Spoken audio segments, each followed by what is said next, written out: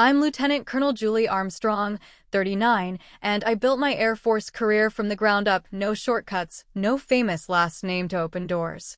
For years, I showed up for my family, especially my father, a retired Navy captain who thought I'd taken the easy route. But when he introduced me at his own gala as his failed experiment, then watched his Navy SEAL protege salute me and whisper my classified call sign, everything changed. Have you ever been underestimated or humiliated by someone who is supposed to be proud of you? Tell me your story in the comments. You're not alone. Before we get into what happened, let me know where you're tuning in from.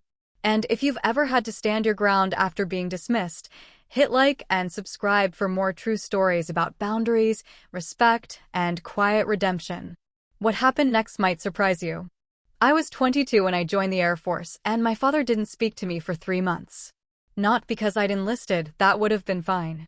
But because I chose the Air Force over the Navy, his Navy, the only branch that mattered in the Armstrong family legacy. He was a captain then, '06, commanding respect in every room he entered.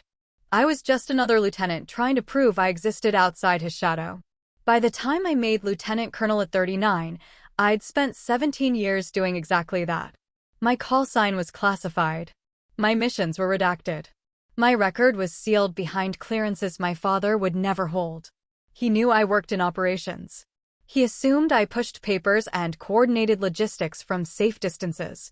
He told people I'd gone soft, chosen the easy path, traded real military service for air-conditioned offices and PowerPoint briefings. He wasn't entirely wrong about the PowerPoint. But he was wrong about everything else. The gala invitation arrived 4 weeks before the event. Heavy cardstock, embossed lettering, my father's defense contracting firm hosting a donor evening at the Ritz-Carlton in Arlington. 200 guests. Joint Chiefs attendance expected. Media coverage guaranteed. The note inside was handwritten, "Julie, would mean a lot if you came. Been too long. Dad." I almost declined. My schedule was full, my patience for his world was thin, and I'd learned years ago that his invitations came with expectations I couldn't meet. But Colonel Marissa Vega, my immediate superior and the closest thing I had to a mentor, caught me staring at the invitation in my office at Langley. "Your father's thing?" she asked, leaning against my doorframe. She was 52, '06, and had survived 3 decades in a service that still struggled with women in combat roles. She didn't miss much. "Yeah, you going?" "Considering it." She studied me for a moment, then shrugged. "Sometimes showing up is enough. You don't have to perform for him." But I did. I always had. Even when I stopped trying to earn his approval, I was still performing the role of the daughter who didn't need it. The composed one. The professional one. The one who smiled politely when he made his jokes about flyboys and desk jockeys, who nodded when he talked about real warriors and real sacrifice, who never once corrected him about what I actually did. I RSVP'd yes. The dress uniform came out of the garment bag 2 days before the event. Air Force blue, service dress, ribbons arranged in perfect rows. I'd earned every one of them, some in situations I still couldn't discuss, even with colleagues who held similar clearances. The uniform fit well. I'd kept my weight steady since my academy days, still ran 5 miles every morning at 0500 hours, still maintained the discipline my father had drilled into me before I was old enough to question it. He'd started my training when I was 6. Timed runs around the neighborhood. Push-ups in the backyard. Lectures about duty and honor and the warrior ethos. My mother, when she was still alive, used to say he was preparing me for something. After she died when I was 14, his intensity only increased. I was his project. His legacy. The daughter who would prove that Armstrongs were born for service. Then I chose the wrong branch. The Ritz-Carlton ballroom was exactly what I expected. Crystal chandeliers, round tables dressed in white linen, a stage at the far end with a podium and projection screen. I arrived at 1800 hours, early enough to avoid the crowd, late enough that my father would already be occupied with guests. The security checkpoint was thorough. This was a defense industry event, after all, with enough brass and classified contractors in attendance to warrant proper protocols. I spotted him immediately. Richard Armstrong, 56 now, still carrying himself like he was on a quarterdeck. Retired Navy captain, current CEO of Armstrong Defense Solutions, a firm that had grown from a small consulting outfit to a major player in tactical systems development. He'd built it through connections, competence, and the kind of aggressive confidence that either impressed people or exhausted them. He was holding court near the bar, surrounded by men in expensive suits and a few officers in dress uniforms. I recognized a rear admiral, a Marine colonel, and several civilians I knew from intelligence briefings. My father was laughing at something, his voice carrying across the room, and I felt the old familiar tightness in my chest. The one that said I was about to be evaluated, measured, and found wanting. I moved along the perimeter, greeting people I knew, accepting champagne I wouldn't drink. Dr. Elaine Carter found me near the silent auction tables. She was civilian intelligence, mid-40s, and one of the few people outside my chain of command who knew the shape of my actual work. "You look like you're calculating exit routes," she said. "Always. Your father's been talking about you." "I'm sure." She gave me a sympathetic look. "It's not all bad.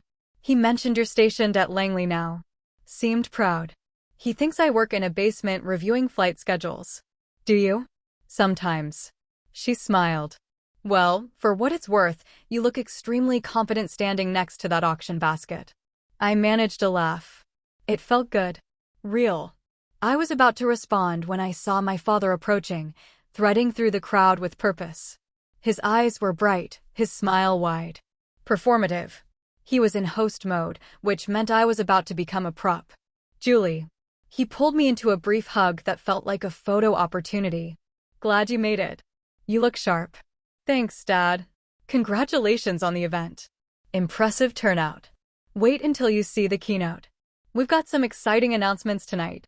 He glanced around, then lowered his voice slightly. "I want you to meet someone. My new senior strategic advisor, Commander Nathan Holt. Navy SEAL, multiple deployments, exactly the kind of operator perspective we need on the team." There it was. The son he never had. I'd heard about Holt in our phone calls over the past year, the ones that had grown increasingly perfunctory.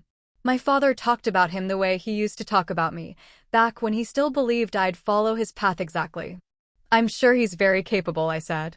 "More than capable. The man's a legend in the teams. 3 combat deployments, Silver Star, Purple Heart.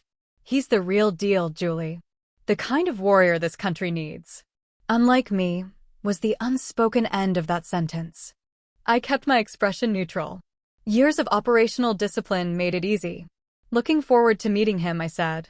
My father's attention was already shifting, pulled by another guest, another hand to shake. He squeezed my shoulder once, a gesture that might have looked affectionate from a distance, and moved away. Dr. Carter had diplomatically vanished. I stood alone near the auction tables, watching my father work the room, and wondered why I'd come. Then the lights dimmed for the presentation, and I took my seat at a table near the back. Far enough to observe. Close enough to fulfill my obligation. The perfect distance I'd maintained for 17 years. The keynote began at 1900 hours sharp. My father took the stage with the easy confidence of a man who'd briefed admirals and closed deals with defense secretaries. The projection screen lit up behind him, Armstrong Defense Solutions, then a montage of tactical systems, naval vessels, special operations imagery. Professional. Polished. Designed to impress. "Good evening, everyone. Thank you for being here tonight." His voice filled the ballroom without strain. Command voice. I'd grown up hearing it across dinner tables and parade grounds. "We're here to celebrate not just Armstrong Defense Solutions, but the partnerships that make our national security possible. The relationships between military excellence and private sector innovation." Applause rippled through the crowd. I kept my hands still. He walked through the company's growth, recent contracts, new technology initiatives. It was competent. He'd always been competent. That was never the problem. The problem was that competence in his world required validation, witnesses, recognition. Private achievement didn't count. If no one saw it, it hadn't happened.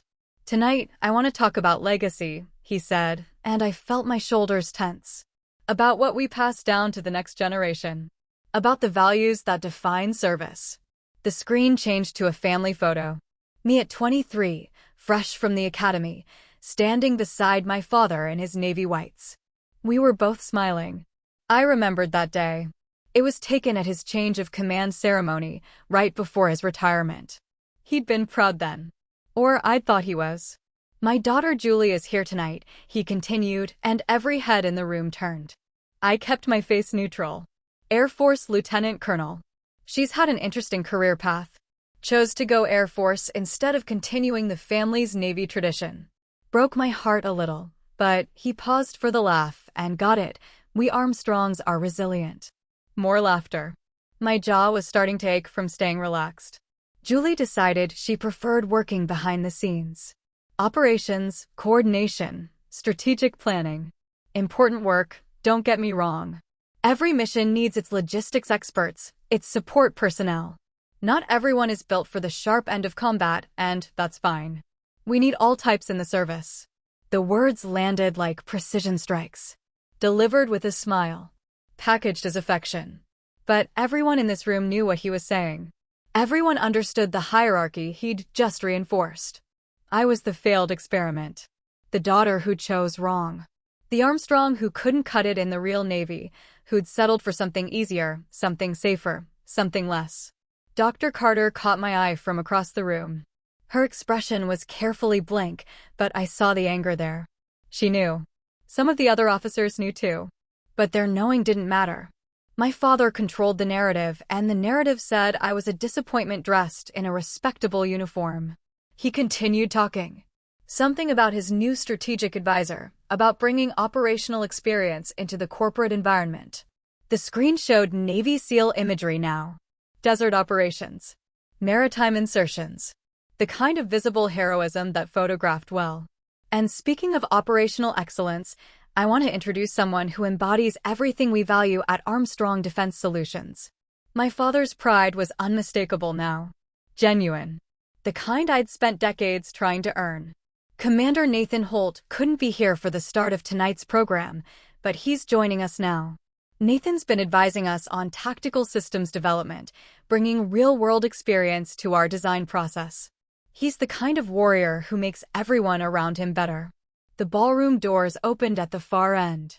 A figure in navy dress whites entered, moving with the economical grace of someone who'd spent years in high-stakes environments.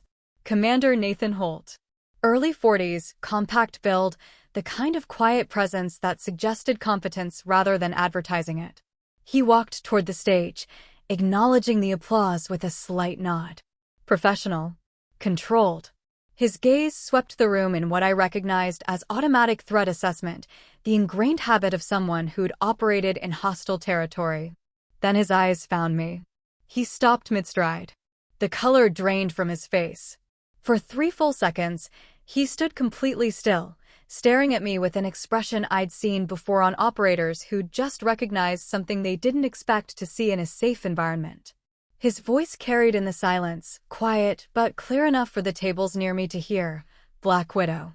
The name hit the room like a flashbang. Every conversation stopped. Every head turned. My father's champagne glass slipped from his hand and shattered against the stage floor. The sound echoed in the sudden quiet. Commander Holt continued staring at me, his face cycling through shock, recognition, and something that looked like reverence. Around us, the civilians looked confused. But the military personnel in attendance, the ones who'd operated in certain theaters, who held certain clearances, who'd worked with certain joint task forces, they weren't confused at all. They were looking at me differently now. Reassessing. Recalculating. Connecting a call sign they knew with a face they'd dismissed. My father stood frozen on stage, looking between Holt and me, trying to understand what had just fractured his carefully constructed narrative. His mouth opened, closed. For the first time in my life, I saw Richard Armstrong at a complete loss for words. I didn't move. Didn't speak. Didn't need to. The truth was already spreading through the room in whispers, in sharp intakes of breath, in the sudden rigid attention of officers who'd just recognized a name from classified briefings. Black Widow. The call sign that belonged to the Air Force combat operations officer who'd spent 3 years attached to special operations in Helmand province. The one who'd coordinated the air-ground strike package that dismantled an insurgent network responsible for 17 Allied Kias. The one whose targeting analysis was still taught in certain classified courses at Hurlburt Field. The one my father had never been cleared to know about. Commander Holt seemed to remember himself. He straightened, then crossed the remaining distance to my table with purpose. When he reached me, he came to attention and saluted, a Navy SEAL commander saluting an Air Force lieutenant colonel in a ballroom full of civilians and contractors. "Ma'am," he said, voice steady now but still carrying that note of deep respect. "It's an honor." I returned the salute, keeping my movements precise and minimal. "Commander, I worked the Helmand operation in 2017. Joint Task Force. You coordinated our air support for the Valley clearance." He wasn't asking. He was confirming. Making sure he had the right person. "Saved my team when we got pinned down outside Marja. We called for CAS, got your voice on the net, and 10 minutes later we had Apaches and fast movers turning that entire ridge line into a parking lot. 0 friendly casualties." The precision was he stopped, seeming to realize he was getting into operational details in front of an uncleared crowd. "It was textbook, ma'am." I gave him a slight nod. "Glad it worked out, Commander." He looked like he wanted to say more but recognized this wasn't the place. He glanced toward the stage where my father still stood, then back to me. Something passed across his face, understanding, maybe, or disappointment. He nodded once more, then moved toward the stage to complete his entrance. The ballroom stayed quiet. My father managed to recover enough to continue his introduction, but his voice had lost its certainty. The rest of the keynote passed in a blur of words that didn't matter anymore. The performance was over. The curtain had been pulled back.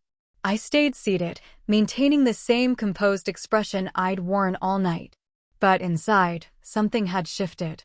Not triumph. I'd never wanted this kind of exposure. Not vindication. I'd never needed his audience to know my worth. Just a quiet settling. A recognition that the gap between his version of me and the truth had finally, irreversibly, become visible. When the keynote ended and people began moving toward the reception, I stood and walked toward the exit. No announcement. No goodbye. Just a clean extraction from an operation that had completed its objective. Dr. Carter intercepted me near the coat check. "You okay?" "Fine." That was, I know. She studied my face, then nodded. "You want company for the drive home?" "I'm good. Thank you, though." "Julie." She waited until I met her eyes. For what it's worth, I'm glad someone finally said it out loud. I managed a small smile. Wasn't my choice. No. But it happened anyway. She squeezed my arm once, then let me go. Outside, the November air was cold and clean. I stood on the sidewalk for a moment, letting my shoulders drop, feeling the tension drain from my neck and jaw. My phone buzzed. 3 texts already, 2 from colleagues who'd been at the gala, 1 from my deputy commander asking if I needed anything. I didn't answer any of them. I just walked to my car, started the engine, and drove back to my apartment in Alexandria. The whole way there, I kept my mind carefully blank, focusing on traffic and navigation and the mechanical tasks of driving. It wasn't until I was inside, door locked, uniform hung up properly in the closet, that I let myself actually process what had happened. I stood in my kitchen in my workout clothes, staring at nothing, and felt something I hadn't allowed myself to feel in years. Not satisfaction. Not revenge. Just relief. The weight of carrying a secret that contradicted every assumption my father had made about me, the exhausting discipline of never correcting him, never defending myself, never once saying, "You're wrong," it was lighter now. Still there, but lighter. I made tea. Sat on my couch. Looked at my phone and saw 17 missed calls, 12 from my father's number. I didn't call back. Not yet. Maybe not for a while. There wasn't anything to say that the truth hadn't already said for me. The morning after the gala, I woke at 0500 hours like always. Muscle memory and discipline, 2 things my father had actually managed to instill correctly. I ran my usual 5 miles through the dark streets of Alexandria, came back, showered, and dressed in my operational camouflage uniform. Wednesday. Staff meeting at Langley at 0800 hours. Business as usual. Except my phone showed 43 missed calls and 62 text messages. I scrolled through them while drinking coffee. Most were from my father. Increasingly agitated voicemails that I didn't listen to. A few from colleagues expressing support or surprise or just checking in. One from Commander Holt's official email address. Ma'am, I apologize if I caused any issues last night. Would appreciate the opportunity to speak when you have time. Respectfully, CDRN, Holt, USN. I archived it without responding. Not yet. The one message I did read fully came from Colonel Vega. Heard about last night. My office, 0730. Before the staff meeting. Not in trouble.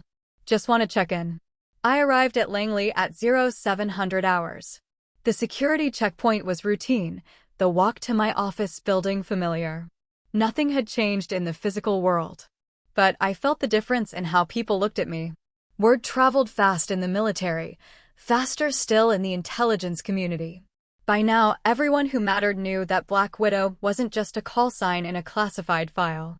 She had a name, a face, and a father who'd publicly called her a failed experiment 12 hours before learning the truth. Colonel Vega's office was on the 3rd floor, corner position with windows overlooking the parking lot. She was already there when I knocked, door open, drinking coffee from a mug that said "Fly Fight Win" in faded letters. Close the door, she said. Not unkind, just direct. That was Vega's way. I sat across from her desk. She studied me for a moment, then leaned back in her chair. So, she said. Black Widow. Yes, ma'am. I knew you'd done Hellmanned. I knew you'd been attached to Special Operations Task Forces. I even knew you'd earned a call sign, though I didn't know what it was. Compartmented information, need-to-know basis, all that. She paused. I didn't know your father had no idea. He never asked. And I was never cleared to tell him. Even now. The operational details are still classified. The call sign itself is FOIO at most. But the specific missions, those are staying sealed. Vega nodded slowly. Your father's been calling the front office. Wants to speak with you. Wants to speak with your chain of command. Wants to understand what happened last night. What did you tell him? That you're in active duty 05 with a full schedule and you'll contact him when and if you choose to. And that we don't discuss personnel matters with family members, regardless of their connections. She took a sip of coffee. He wasn't happy. He rarely is. Julie. She set the mug down, her expression shifting to something more personal. You've been under my command for 2 years. You're one of the best officers I've worked with. Calm under pressure, excellent tactical judgment, able to coordinate across branches and agencies without ego getting in the way. You make my job easier. She leaned forward. But I've also watched you carry something heavy. Something that made you more guarded than you needed to be. Last night, whether you wanted it to or not, some of that weight got lifted. How are you actually doing? I considered the question. Really considered it, which was more than I usually allowed myself. I don't know yet, I said finally. It wasn't supposed to happen that way. I wasn't trying to embarrass him. I wasn't trying to prove anything. But it happened anyway. Yes, ma'am. And now you have to decide what comes next. Vega stood, moved to the window. Your father's going to want an explanation. He's going to want to control the narrative again, reshape it into something he can live with. He might apologize, or he might double down. Either way, he's going to make demands on your time and energy. She turned back to me. You don't owe him anything you're not willing to give. He's still my father. Yes. And you're still the officer who earned that call sign. Both things can be true. But you get to decide which one matters more in any given moment. The staff meeting was routine.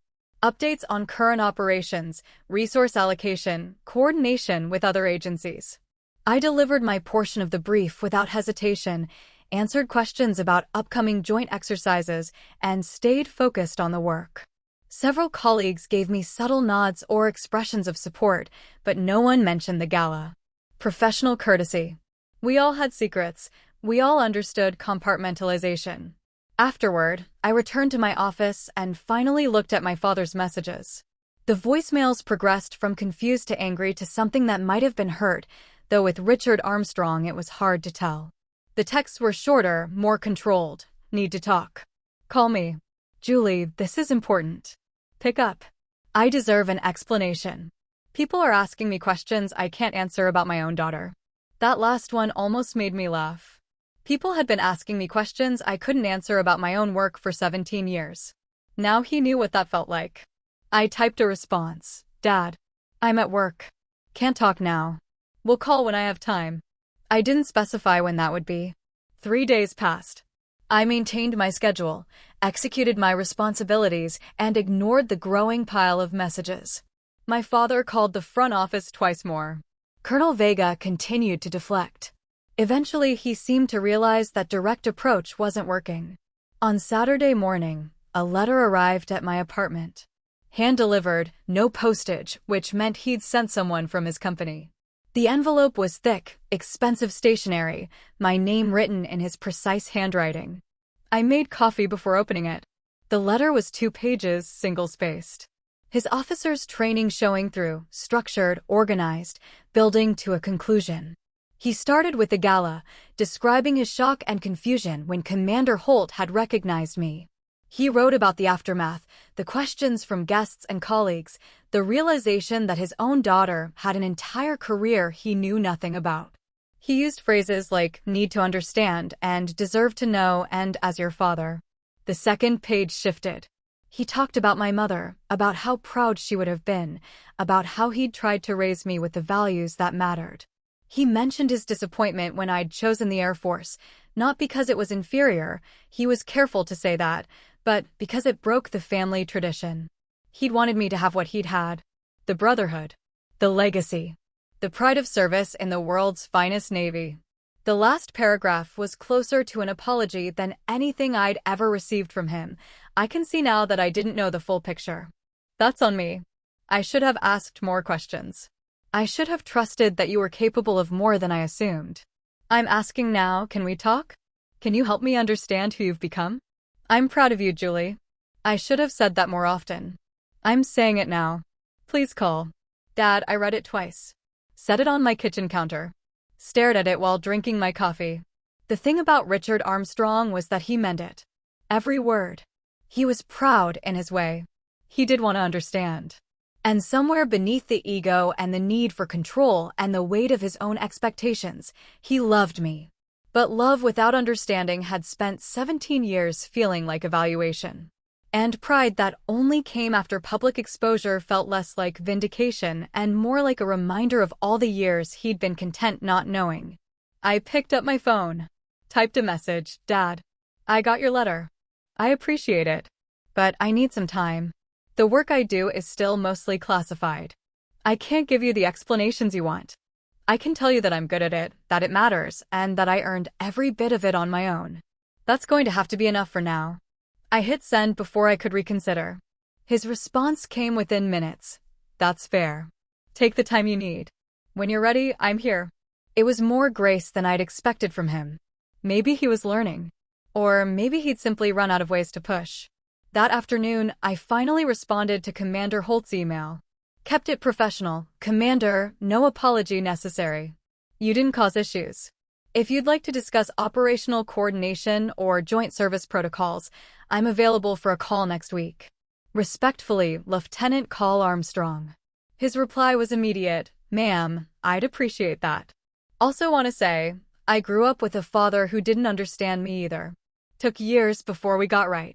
Hope it works out better for you. CDR Holt. I stared at that message for a long time. The presumption of understanding from someone I'd never actually spoken to should have annoyed me. But instead it felt like recognition. A nod from someone who'd traveled similar ground. Maybe that was what happened when you spent your career operating in classified spaces. The people who understood you were rarely the ones you expected. Commander Nathan Holt called the following Tuesday at 1400 hours.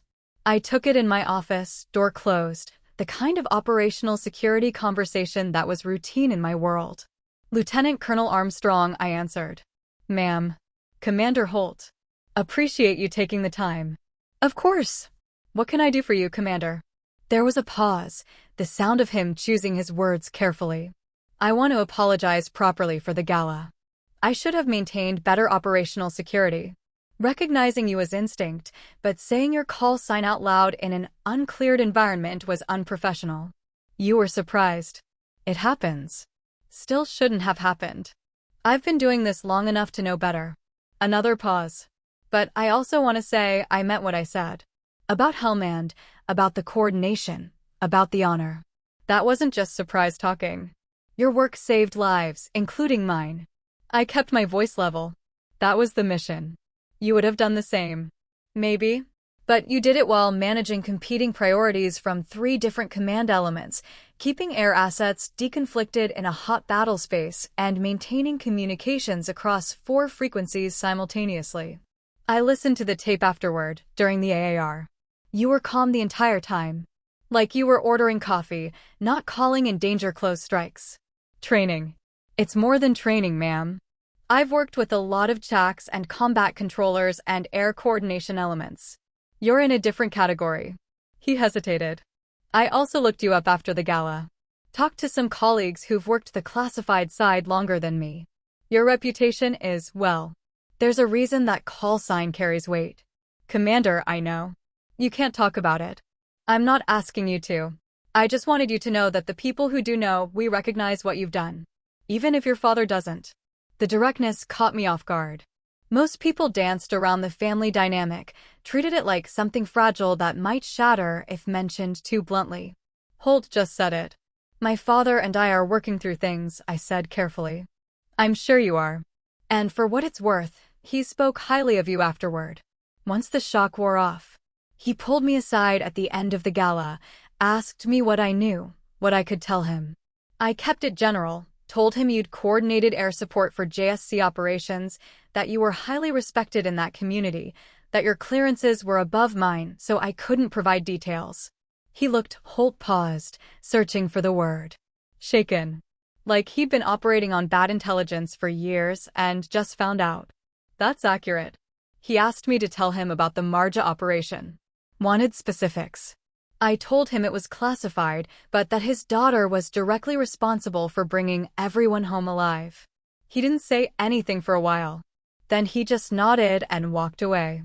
I processed that. Richard Armstrong, confronted with the gap between his assumptions and reality, going silent. No argument. No attempt to reshape the narrative. Just silence. Thank you for telling me that, I said. Ma'am, I have a request. Somewhat unusual. Holt's tone shifted, more formal. I'm helping develop a training evolution for SEAL tactical coordination with air elements. We're trying to improve how ground elements communicate requirements to air officers during complex operations. I'd like to use your Hellmand case study as an example, with proper classifications and scrubbed details, of course. Would need your permission and probably some input on the teaching points. That would need to go through proper channels. My chain of command would have to approve. Understood. But if they do approve, would you be willing? I considered it. Sharing operational experience for training purposes was normal. Expected, even. But this felt different. More visible. My work had always been behind the scenes, my contributions known only to the people who'd been there. Turning it into a teaching case study meant exposure, recognition, the kind of attention I'd spent my career avoiding. If my chain approves, I said slowly, yes. I'd be willing to contribute. Appreciate it, ma'am. I'll submit the formal request through your command. We talked for another 10 minutes about training methodologies, joint service coordination challenges, the usual professional exchange between officers who understood the same operational space. It was easy. Natural. The kind of conversation I had regularly with colleagues who'd worked similar missions. When we hung up, I sat in my office for a few minutes, staring at nothing. Something was shifting. The careful walls I'd built between my public identity and my classified work were becoming permeable. Not broken, I'd never compromise operational security, but permeable. People were connecting the dots. The woman at the gala was the same person who'd earned that call sign. The failed experiment was the proven operator. It should have made me uncomfortable. Instead, it just felt inevitable. Colonel Vega knocked on my doorframe later that afternoon.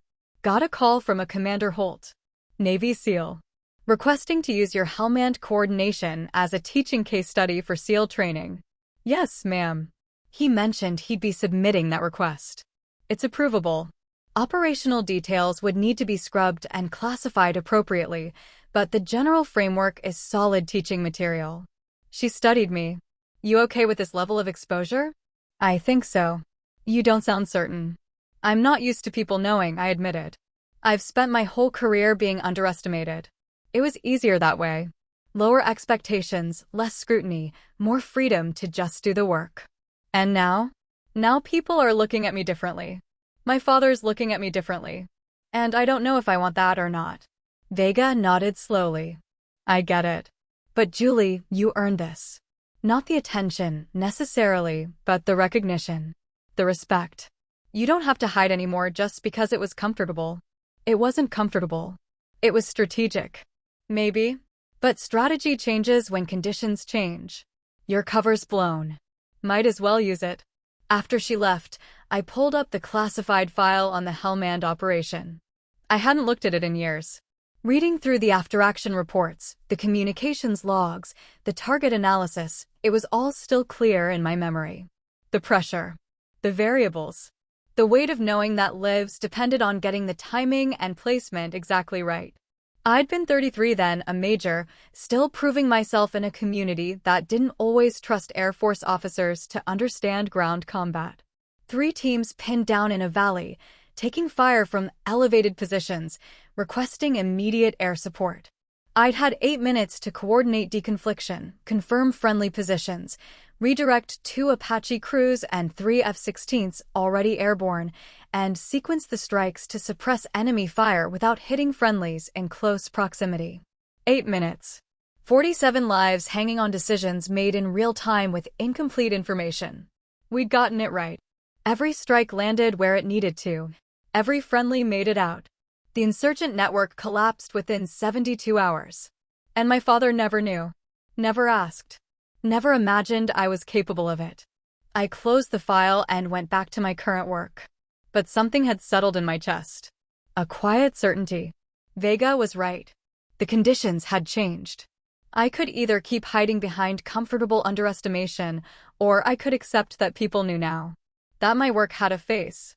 That Black Widow wasn't just a call sign anymore. The choice felt obvious. I'd spent 17 years proving myself in classified spaces. Maybe it was time to let some of that proof see daylight.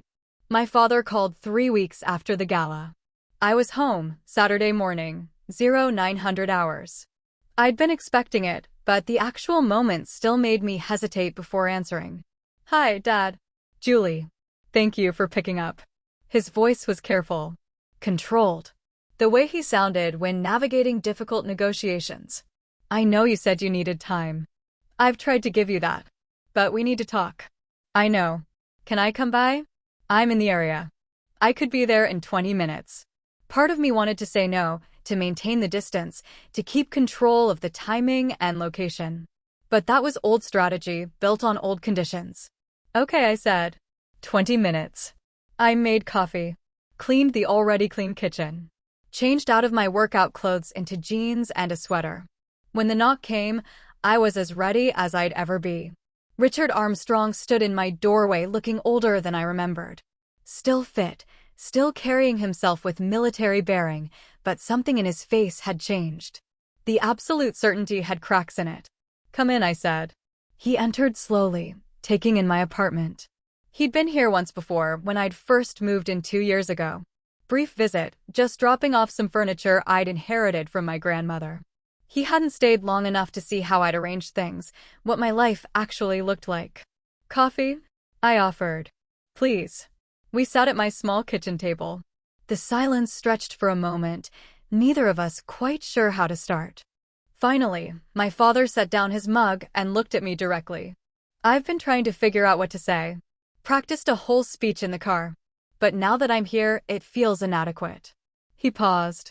So I'll just say it plain. I was wrong about you. For a long time. And I'm sorry. The words landed cleanly. No deflection. No qualifiers. Just apology. Okay, I said, because I didn't know what else to say. I spent years assuming you'd chosen the easier path. That you'd gone Air Force because you couldn't handle the Navy. That you'd picked support roles because you didn't have the— He stopped, shook his head. The toughness. The warrior mindset. I was wrong about all of it. Yes, you were. Commander Holt told me some of what you did. Not details, he said he couldn't, said it was above his clearance. But enough. Enough for me to understand that while I was telling people you pushed papers, you were— He stopped again, struggling. You were doing what I always wanted you to do. You were being the kind of officer I respected. You were just doing it in a branch I didn't respect enough to notice. I drank my coffee, giving him space to continue. The gala, he said quietly. When I introduced you that way, said you were a failed experiment, Julie, I wasn't trying to hurt you. I was trying to make a joke. A bad one, clearly, but I thought we understood each other.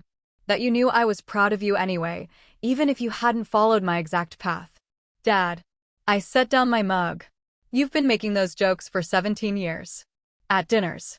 On phone calls. Every time you introduced me to your colleagues. And every time I stayed quiet. Because arguing would have made it worse and explaining was impossible. But that doesn't mean I didn't hear what you were actually saying. What was I saying? That I wasn't good enough. That I'd chosen wrong. That I was a disappointment dressed in the wrong uniform. He flinched. Actually flinched. That's not— I never meant— I know you didn't mean it that way. But that's how it landed. Every time. The silence came back, heavier now. My father looked at his hands, at his coffee, anywhere but at me. I spoke to some colleagues, he said finally. People who have clearances, who've worked in that world. They wouldn't tell me specifics. But they all said the same thing, that Black Widow was someone they'd trust with their lives. That your work was exceptional. That you were— his voice caught slightly. That you were one of the best they'd ever worked with. That's kind of them. It's not kindness. It's fact. And I missed it. I was so busy being disappointed that you didn't follow my path that I never looked at the path you actually took. He met my eyes finally. I'm asking, can you tell me? Anything you're allowed to tell me? I considered what I could share. The broad strokes. The unclassified framework. I specialized in combat operations coordination, I said. Joint strike operations, mainly. When special operations teams needed air support in complex environments, I was the person who made sure the right assets got to the right place at the right time without hitting friendlies. I did that in several theaters over about 8 years. The work required clearances you don't hold, so I can't give you specifics. But that's the shape of it. You were saving lives. I was doing my job. Julie, Dad, I don't need you to be more impressed now than you were before. I didn't do it for your approval. I did it because it mattered and because I was good at it. I kept my voice level. But I do need you to understand something. For 17 years, you've defined success by your standards, your branch, your version of what military service looks like. And when I didn't match that template, you decided I'd failed. You didn't ask questions. You didn't dig deeper. You just assumed. You're right. I don't want you to apologize for not knowing classified information. That's not fair. But I do want you to apologize for not trusting me. For not believing I might be capable of more than you saw. For making me the punchline at a gala full of my peers. He was quiet for a long moment. When he spoke, his voice was rough. You're right. And I'm sorry. I'm sorry I didn't trust you. I'm sorry I let my ego and my expectations get in the way of seeing who you actually are. I'm sorry I hurt you repeatedly while thinking I was just— I don't know. Being funny. Being fatherly. I'm sorry. It wasn't enough. Years of dismissal couldn't be fixed with one conversation. But it was something. A starting point. An acknowledgement. Okay, I said. Thank you. Can I ask what happens now? Between us. I considered that. I don't know yet. I'm not angry, if that's what you're worried about. I'm just tired. Tired of managing your perception of me. Tired of being careful about what I say and how I present myself. Tired of the gap between who I am and who you think I am. So, what do you need? Time. Space. And maybe you could just accept that there are things about my work and my life that you won't understand, and that's okay. You don't need to understand everything to respect it. He nodded slowly. I can do that. And no more jokes. No more comments about spreadsheets versus flight suits, no more failed experiment lines. If you can't say something genuinely supportive, just don't say anything. Fair. We finished our coffee in a more comfortable silence. Before he left, my father paused at the door. "Your mother would be proud," he said quietly. "She always knew you were tougher than I gave you credit for." "She did. She used to tell me, Richard, stop trying to make her into you. Let her be herself." "I thought I was letting you be yourself. But I was just letting you be yourself within parameters I approved of." He smiled, sad and genuine. She was right. She usually was. After he left, I sat on my couch for a while, processing. The conversation hadn't fixed everything, but it had opened something. Made space where there had only been assumption. My phone buzzed. A text from Colonel Vega, approved the training case study request. They want you to brief it at Dam Neck next month. You good with that? Dam Neck. Naval Special Warfare Development Group. Where SEALs trained and developed tactics. I typed back, yes ma'am. I'm good with it. The next 6 weeks passed in a blur of operational tempo and subtle shifts. The formal request from Commander Holt's command came through channels. I spent evenings after work developing the case study presentation, scrubbing classified details while preserving the teaching points about coordination, communication, and decision-making under pressure. Colonel Vega reviewed it personally. "This is solid work. You're essentially teaching them how to think like you think. How to manage complexity when everything's happening simultaneously. That's the goal. They're lucky to have access to this. Most operators never get to see inside the head of the person on the other end of the radio." The briefing was scheduled for mid-December. I flew to Virginia Beach on a Wednesday, checked into a hotel near the base, and spent the evening reviewing my notes. I wasn't nervous exactly. I'd briefed generals and intelligence directors and joint task force commanders. But this felt different. More personal. These were the people who'd been on the receiving end of my coordination. The ones whose lives had depended on my decisions. Dam Neck was exactly what I expected. Professional, secure, focused. I cleared security at 0730, was escorted to a briefing room by a master chief who treated me with the kind of quiet respect that suggested he knew who I was and what I'd done. Commander Holt was waiting inside, along with about 30 other SEAL officers and senior enlisted. Some I recognized from joint operations, most I didn't. They came to attention when I entered. "As you were," I said. "Good morning." Holt stepped forward. "Ma'am, thank you for coming. Everyone here has signed the appropriate clearance acknowledgments. We're ready when you are." The presentation took 90 minutes. I walked them through the Hellmanned operation chronologically, explaining the decision trees, the coordination challenges, the real-time adjustments. I showed them what the air picture looked like from my perspective, how I'd managed competing priorities from different command elements, why certain decisions had to be made in seconds with incomplete information. They asked good questions. Specific, technical, focused on understanding the methodology so they could apply it to their own operations. No one asked about my father. No one mentioned the gala. This was professional space, and they kept it professional. Afterward, several officers approached to thank me personally. A master chief who'd been at Marja said, "Ma'am, I was one of the guys you pulled out that day. Never got to say thank you directly. So, thank you." I shook his hand. "Glad it worked out." "Worked out," he repeated, almost laughing. "Ma'am, you threaded a needle at 300 knots in a sandstorm. That was art." Commander Holt walked me out to my car after the debrief. "That went well. Better than well. You just changed how some of those guys think about air coordination." "Good. That was the point. There's something else." He stopped walking, turned to face me. "Your father reached out to me last week. Asked if we could meet for coffee." I said yes. I kept my expression neutral. "Okay." He wanted to know more about you. About your work, your reputation in the community. I told him what I could without violating classification. But mainly, I told him the truth, that you're respected, that you're capable, and that people trust you with the hard problems. Holt paused. He listened. Really listened. And at the end, he said something that surprised me. "What?" He said, "I spent so long trying to make her into what I wanted that I never asked what she wanted.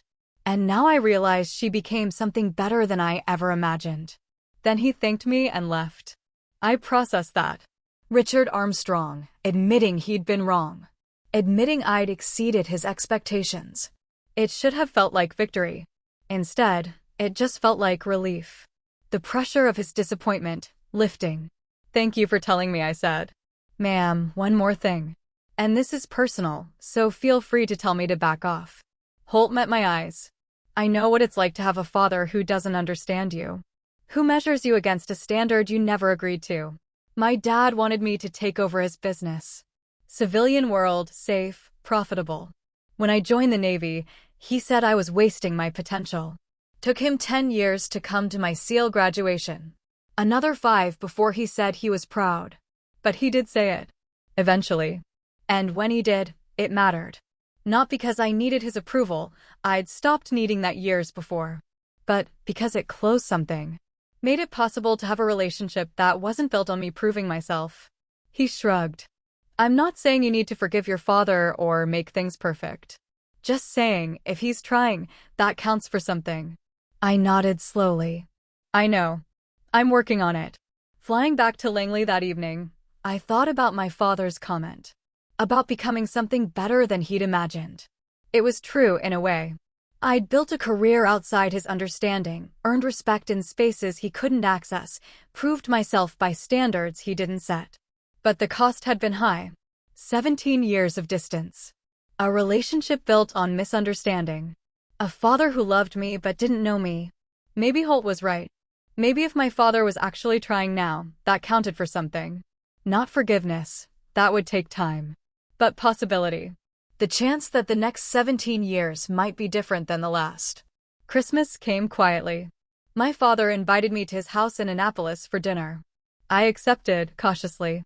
It was just the two of us. He hadn't remarried after my mother's death, and his social life revolved around work and military connections. The house was the same as I remembered. Military memorabilia on the walls, photos from his Navy career, everything organized and precise. But he'd added something new, a framed photo of me in my dress blues, taken at my promotion to lieutenant colonel. It sat on the mantel next to his own command photos. "When did you get that?" I asked. "You sent it to me 3 years ago. I kept it in a drawer." He looked uncomfortable. "After the gala, I realized I was hiding you. Hiding the parts of your service that didn't match my narrative. So I put it up. Where it should have been all along. We ate dinner, roast chicken, vegetables, nothing fancy. The conversation was careful at first, both of us navigating new territory. But gradually it relaxed. He asked about my work in general terms, respecting the boundaries. I asked about his company, about the contracts and the challenges. We found neutral ground. Over dessert, he said, "I've been thinking about the business. About succession planning." I'd always hoped. He stopped, corrected himself. "I'd always assumed you'd join the firm eventually. Take over when I retired. But that's not your path, is it?" "No, Dad. It's not. I'm making peace with that. And I'm looking at other options. Commander Holt has strong potential. Some of the other veterans on my team. It'll work out. I think it will. But I want you to know there's always a place for you. If you ever change your mind. Not to take over. Just to be part of it if you want." It was an offer without pressure. An opening without expectation. Progress. "I'll keep that in mind," I said. "But honestly, I'm happy where I am. The work matters. I'm good at it. And I'm not ready to leave it." "I understand." He paused. "Your mother would have understood that from the beginning. She was always better at letting people be who they were." We talked about my mother more that night than we had in years. Her clarity. Her strength. The way she'd held the family together while my father was deployed. The cancer that had taken her too quickly, too young, leaving both of us alone with each other and no buffer. "She would have been proud of you," my father said again. "And she would have kicked my ass for not seeing it sooner." I managed a laugh. "Probably." Before I left, he handed me a small box. Inside was my mother's Air Force pin. She'd served 4 years before marrying my father, something he rarely mentioned because it complicated his Navy-centric worldview. "I found this going through her things. Should have given it to you years ago." His voice was rough. but I think now is the right time. You earned the right to wear it. On your own terms. I held the pin carefully. It was old, worn, real. A connection to my mother's service that I'd never fully known about. Thank you, I said. Thank you. Driving back to Alexandria that night, I felt something shift again. Not resolution exactly, but movement. Forward motion. The beginning of a relationship that might actually be built on truth instead of assumption. My phone buzzed at a red light. Text from Colonel Vega. Merry Christmas. Got word today, you're being considered for '06. Promotion board meets in March. Thought you should know. Colonel. '06. The rank my father had achieved. The rank he'd been so proud of. But if I made it, I'd make it through my own service, my own choices, my own path. I texted back, thank you, ma'am. Merry Christmas. The light turned green. I drove home through quiet streets, my mother's Air Force pin in the passenger seat, and felt something I hadn't felt in a long time. Hope. Not that everything would be fixed, or that my father would fully understand, or that the past could be rewritten. Just hope that the future might be different. That respect could be earned and recognized. That a relationship could be rebuilt on honest ground. It was enough. The promotion board met in March, but results wouldn't be announced until May. I tried not to think about it, tried to focus on my current work. But the possibility sat in the back of my mind, a weight and a promise. Colonel Vega pulled me aside in April. Between you and me, you're on the list. Confirmed this morning through back channels. Official announcement in 3 weeks, but I wanted you to know. Thank you, ma'am. You earned it. And Julie, you'll be one of the youngest OSIXs in Air Combat Command. That means something. It meant I'd done it. Made rank through capability and performance. Proved myself in the structure that mattered. Without my father's connections. Without his branch. Without his approval. But by the time the official announcement came, I found myself wanting to tell him. Not for approval, I was past needing that. But because he'd understand what it meant. What it took.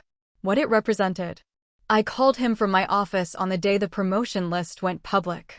Julie, he answered. I saw the news. Congratulations, Colonel. Thank you. I'm proud of you. I know I've said that before, but I mean it. You did this on your own. Through your own excellence. That's worth more than any inherited path. I know. When's the ceremony? July. Probably at Langley. Small event. I'd like to be there. If you want me there. I considered it. 6 months ago, the answer would have been no. Or maybe a reluctant yes, just to keep peace. But now I'd like that, I said. You should be there. The ceremony was scheduled for mid-July, hot and humid, typical Virginia summer. The base chapel, small and formal, filled with colleagues and friends. Colonel Vega would administer the oath and pin on my new rank. My father sat in the second row, wearing a dark suit, watching quietly. The ceremony itself was brief. Vega read the orders, I repeated the oath I'd first taken at 22, and she pinned the silver eagles onto my uniform. The weight of them felt different than any rank I'd worn before. Final, somehow. Settled. Congratulations, Colonel Armstrong, Vega said, shaking my hand. Well deserved. The reception afterward was simple. Cake and coffee in a conference room, people congratulating me, sharing stories, the usual military ritual. My father hung back, letting others have their moment, until most people had left. Can I have a minute? He asked. We stepped outside into the July heat. He looked at my new rank insignia, then met my eyes. I won't take much of your time. Just wanted to say, I'm proud of you. Not surprised, not anymore. Just proud. You've become an officer I respect, and a daughter I'm grateful to know. Took me too long to see it clearly, but I see it now. Dad, let me finish. He took a breath. I spent your whole life trying to make you into something specific. A Navy officer. A version of me. And when you chose differently, I treated it like failure. Like rebellion. I missed the whole point, that you were becoming yourself. Someone capable and strong and worthy of respect on your own terms. I missed years of that because I was too proud and too stubborn to see past my own expectations. He pulled something from his pocket. A small box. Inside were his Navy captain's bars, the rank insignia he'd worn at his own retirement. "These are yours now," he said. "Not to wear, wrong branch, wrong insignia. But as a reminder, you matched my rank, matched my level, did it your own way, in your own service. That's legacy, Julie. Real legacy. Not the kind I tried to force on you. The kind you built yourself." I took the box, feeling the weight of the silver bars, the symbolism he was offering. Acceptance. Recognition. The admission that my path had been as valid as his, maybe more so because it had been entirely mine. "Thank you," I said quietly. "This means a lot. When you make 07, and you will, I'll be in the front row. Not because you're my daughter. Because you're an officer worth watching rise." We stood in the July heat, father and daughter, finally occupying the same ground. Not perfectly. Not without the scars of 17 years of misunderstanding. But honestly, with recognition on both sides. Inside, someone called my name. Another colleague wanting to congratulate me. I turned to go back in, then stopped. "Dad? Same time next week for dinner." He smiled, genuine and warm. "I'd like that." The rest of the reception passed in a blur of well wishes and handshakes. But I kept thinking about my father's words. About legacy. About the difference between inheriting respect and earning it. About the long path from being his failed experiment to being an officer he acknowledged as an equal. Later that evening, alone in my apartment, I set his captain's bars on my dresser next to my mother's Air Force pin. 2 legacies. 2 paths. Both real. Both meaningful. My phone buzzed. Text from Commander Holt. "Congratulations, Colonel. Well earned. If you ever need a good SEAL operator for your next assignment, I know a guy." I smiled and typed back, "I'll keep that in mind, Commander." Outside, the sun set over Alexandria, the sky turning orange and purple. Tomorrow I'd be back at work, same desk, same responsibilities, now wearing silver eagles instead of oak leaves. The work wouldn't change. The mission wouldn't change. But something had changed. The weight I'd carried for 17 years, the need to prove myself to someone who couldn't see me, had finally lifted. Not because he'd changed his mind, though he had. But because I'd stopped needing him to. I was Black Widow. I was Lieutenant Colonel Julie Armstrong. I'd earned respect in classified spaces and proven myself in situations most people would never know about. My father's acknowledgement was meaningful, but it wasn't what defined me. I'd done that myself. 18 months after my promotion to colonel, I received orders for a new assignment, Deputy Commander, 36th Operations Group at Andersen Air Force Base, Guam. Strategic location, high-tempo operations, joint service coordination. Exactly the kind of position that prepared officers for command at the 07 level. Colonel Vega called me into her office the day after the orders arrived. "This is a good move for you. Political, yes, you'll be managing egos and competing priorities from multiple commands. But strategic. Do well here. You're on track for your first star in 3 to 4 years. That's the timeline? That's the trajectory. Assuming you want it." I considered that. General Officer. 07. The level where you stopped executing operations and started shaping strategy. More politics, less direct action. But more influence, wider impact. "I want it," I said. "Good. Because you've earned the shot." She paused. "Your father's going to be insufferable, you know. His daughter outranking his final rank. He'll tell everyone." I managed a laugh. "Probably. Will that bother you?" "No. Not anymore." And I meant it. His pride was his to feel. It didn't define my achievement or diminish my work. It was just his pride. I could let him have it without it meaning anything about me. I told my father about the assignment over dinner the following weekend. We'd been meeting regularly every 2 or 3 weeks, rebuilding the relationship in careful increments. It was easier now. Less performative. More honest. "Guam," he said, processing. "Joint command environment. High visibility. That's a command track position." "Yes. You're going for 07. I'm doing the work that puts me in position for 07. If it happens, it happens." He smiled. "When it happens. Not if." He raised his glass. "To my daughter. Who's about to outrank her old man." I touched my glass to his. to doing the work that matters. That too. The conversation shifted to logistics, to his business, to family matters. Easy topics, comfortable ground. But before I left, my father said, "Julie, I know I've told you this before, but I need to say it again. I'm sorry for the years I didn't see you clearly. For the assumptions I made. For the ways I hurt you without even realizing it. I know, Dad. We've moved past it. I know we have. But I still need to say it. Because you're about to take on a role that will have you leading hundreds of people. And one day, some of those people will have fathers or mothers or commanders who don't see them clearly.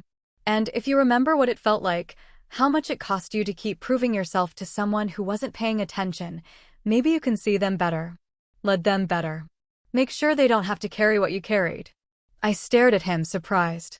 It was the most insightful thing he'd said in years. Maybe ever. "I will," I promised. "I'll remember." "Good. That's all I ask." He smiled. "Now go to Guam. Do the work. Come back with your first star." The move to Guam happened quickly. I packed up my apartment, shipped my belongings, and flew out in late September. The island was humid and beautiful, the base sprawling and complex. My first week was orientation, meeting the command staff, understanding the operational tempo, learning the political landscape. The 36th Operations Group ran combat air operations across the Indo-Pacific region. High stakes, high visibility, constant coordination with Navy, Marine, and Allied forces.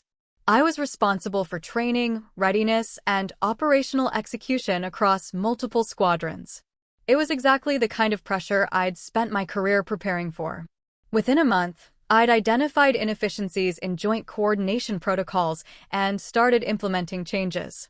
Within 3 months, I'd improved response times for alert operations and strengthened relationships with naval commanders at nearby installations.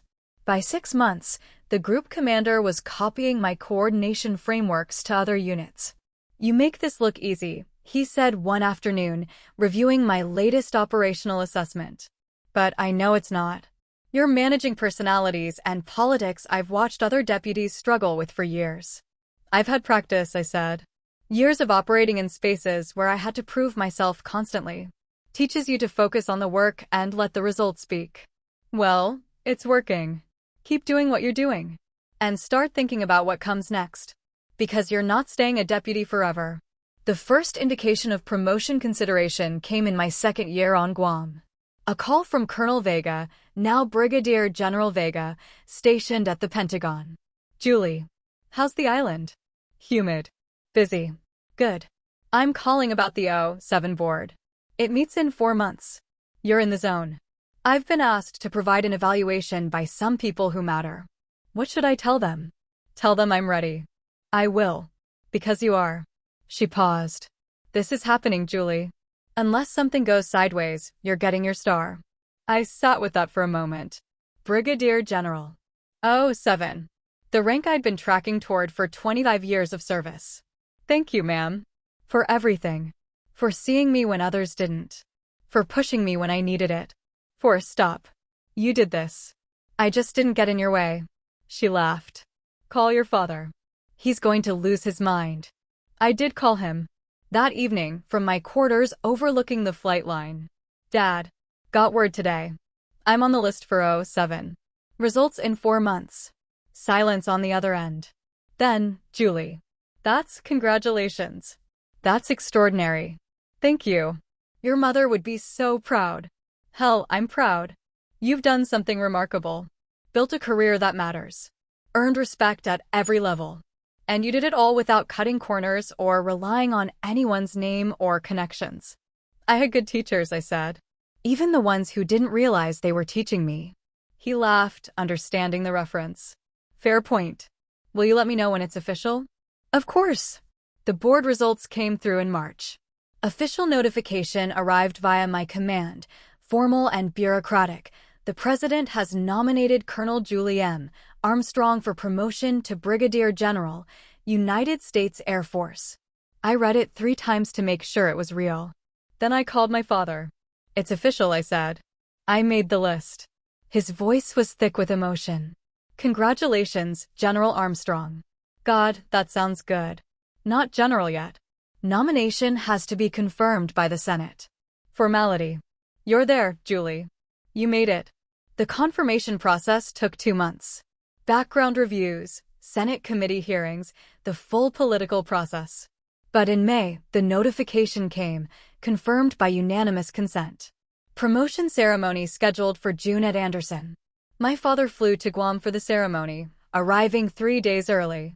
I gave him a tour of the base, introduced him to my command team, let him see the operation I'd been running. He asked good questions, listened carefully, and didn't make a single comment about Navy versus Air Force. The ceremony was held on the flight line at 0900 hours, hot and clear. Brigadier General Vega flew in to administer the oath and pin on my star. The 36th Operations Group formed up in parade formation, 300 personnel standing at attention. My father stood to the side, watching. Vega called me forward. I marched to position, came to attention. Colonel Armstrong, you have been selected for promotion to the grade of Brigadier General in the United States Air Force. Please raise your right hand and repeat after me. I repeated the oath, the same words I'd first spoken at 22, now carrying different weight. When I finished, Vega removed my colonel's eagles and pinned on the single silver star. Congratulations, General Armstrong, she said quietly. Well earned. Your mother would be proud. Thank you, ma'am. She stepped back. My father approached, slow and deliberate. He saluted civilian to general, technically unnecessary, but symbolically powerful. I returned it. Then he pulled me into a brief hug. You did it, he whispered. You outranked me. Outranked everything I achieved. And you did it your way. When he pulled back, there were tears in his eyes. Thank you for being here, I said. Wouldn't have missed it. Not for anything. The reception afterward was formal, speeches and congratulations, the usual military ceremony. But standing there in my new rank, I felt something settle completely. Not just professionally, but personally. The gap between who my father thought I was and who I actually was, it had finally closed. Not because he demanded it, but because the truth had become unavoidable. I was Brigadier General Julie Armstrong. I was Black Widow. I'd saved lives, led people, earned respect through capability and dedication. And I'd done it all without needing anyone's permission or approval. Later that evening, my father and I sat on the patio outside the O Club, watching aircraft take off into the Pacific sunset. He held a beer, I had water, and we sat in comfortable silence for a while. I've been thinking, he said finally, about legacy. About what we leave behind. Yeah, I spent your whole life trying to create a specific legacy. Navy officer, family tradition, all that. I thought that mattered. That continuity was everything. He paused. But watching you today, I realized something. The best legacy isn't the one you force on people. It's the one they create themselves, using the tools you gave them, the values you taught them, but applying them in ways you never imagined. Dad, let me finish. You took everything I taught you about discipline and honor and service. And you applied it in ways I never would have thought of. You became something I couldn't even conceive of when you were growing up. And that's better than anything I could have planned. He turned to face me. You're not my legacy, Julie. You're your own. And that's exactly as it should be. I felt my throat tighten. Thank you. That means more than you know. We sat together as the sun set, father and daughter, both of us finally understanding what the other had needed all along. Not perfection. Not adherence to a specific path. Just recognition. Respect. The freedom to become ourselves. He wanted a legacy that wore his name. He got one that outranked it. And finally, after 25 years of service and 17 years of proving myself, that was enough. That was the night the script flipped and I stopped performing for the wrong audience. If this resonated, like, subscribe, and share it with someone who needs a boundary check. Questions for you? Have you ever been publicly mocked by family?